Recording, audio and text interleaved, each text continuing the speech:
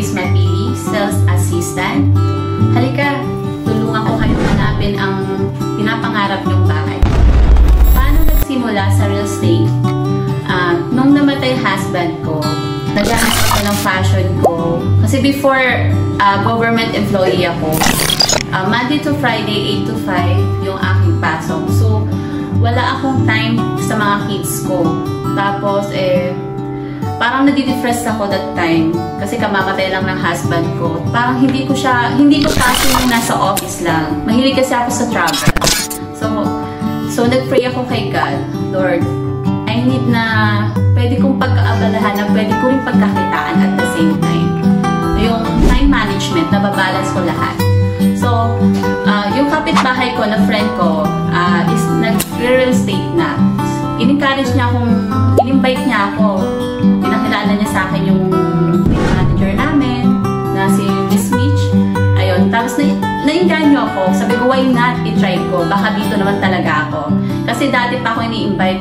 Nire-review ko lahat ng invitation. So, siguro nga ito nga yung binigay para sa akin. So, why not i-try? Yan, nandito na ako. Tinry ko na siya. Maganda naman. Kaya sabi ko, ipagpapatuloy ko na. Paano matutulungan yung client? From the start, hanggang sa after sale, hanggang sa ma-transfer na o mag-turnover na yung bahay nila, nandito pa rin ako for them para i-guide ko sila through all the processing, tsaka sa lahat ng after sales. Kapag may need silang itanong, 24/7 akong ready to answer their questions. Share your funny experience.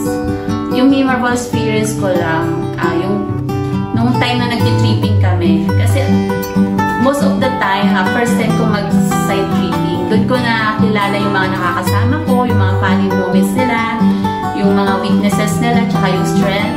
Doon ko rin after nung tripping, doon ako nagkakaroon ng new friend na nakakasama ko sa mundong ito. Experience, may pinaka-memorable experience sa akin personally, yung kapag yung client ko, share sila ng mga personal experience nila, napipil ko na napaka-comfortable nila sa akin para is-share nila yung mga personal experience nila.